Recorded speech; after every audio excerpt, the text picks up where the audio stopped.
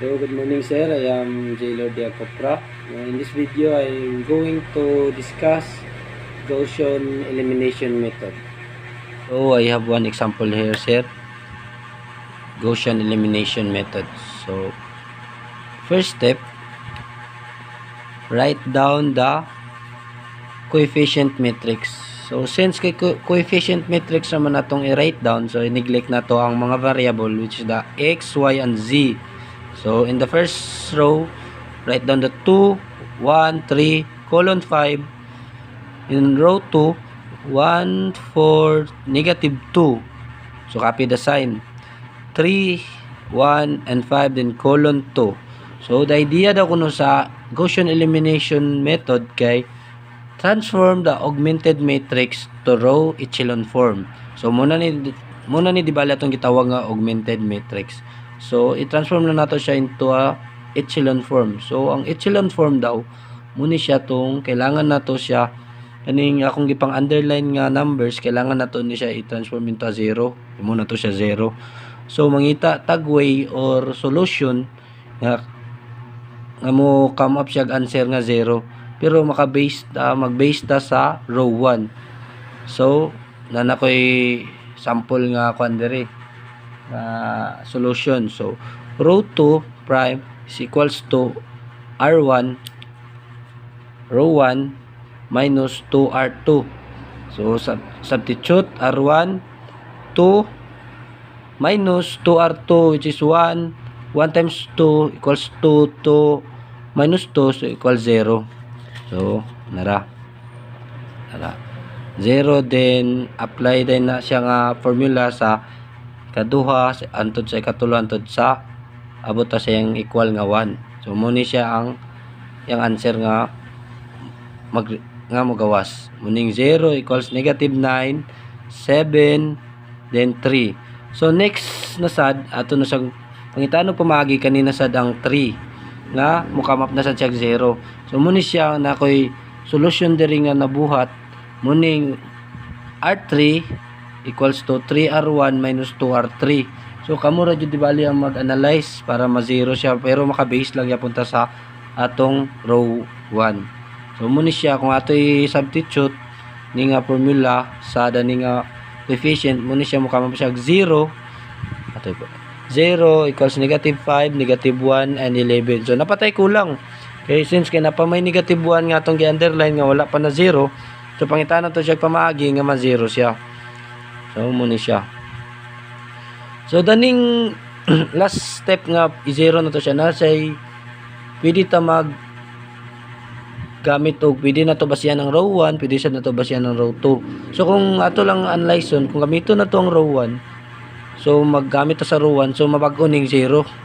Posible kaya nga dili na siya ma-0. So, maggamit na lang ta sa row 2. Atong basihan. Di bali? So, muni. R3 is equals to 5R2 minus 9R3.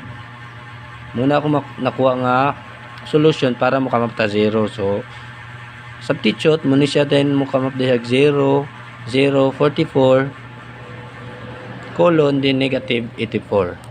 So, after nato daw, so, naman tato, nabuhat na nato tong ipang-transform nato siya sa 0. So, after daw ato, ibalik daw nato siya into a matrix form. Muni siya, negative 2, copy lang nato ganina ang mga result. Then, lang ng remain lang tong row 1, negative 1, 3, 0, negative 9, 7, 0, 0, 44, multiplied by the variables which is the x, y, and z equals the itong answer ganina 5, 3, and 84. So, distribute. So, muna mo answer tag 0. So, mag-start data sa third row para daw makuha na to ang value first sa z. Z man na to pinakalas nga variable. So, para makuha na to unang z, mag-start ta sa row 3. So, muna siya, substitute lang 0x plus 0y plus 44z equals 84. So, divide both side by 44 para makakuha tag value sa z. Muning 84 over 44. So, equals to negative 21 over 11. So gamitan na nato nag-calculator, scientific calculator para dali ra. So next step, dito na sa second row, same process lang gyapon. 0x minus 9y plus 7z equals 3.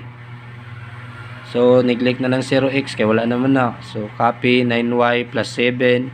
So since kaya na naman tayo value sa z, substitute lang nato na siya ang negative 21 over 11 sa z equals 3. Then next step, transpose na to ning negative 7 to the right side multiplied by negative 21 over 11, then divide both side by 9 para makuha na tong value sa y. So using the scientific calculator, masolve na to siya, mo come up tag negative 20 over 11. So next step, diyan na ta sa first row.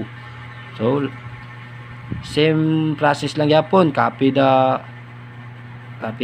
coefficient and the variable. 2x minus y plus 3z equals 5. 2x minus substitute nimong value since kaya naman tayo value sa y, substitute lang yapon plus 3 followed lang substitute yapon equals 5. Then transpose to the right side para magpabili ng 2x, then divide both side by 2, then crush out x equals 49 over 11 kung gamitan na to calculator, mas dali siya. So muna mo come up tag 49 over 11. So maulan na siya. Thank you.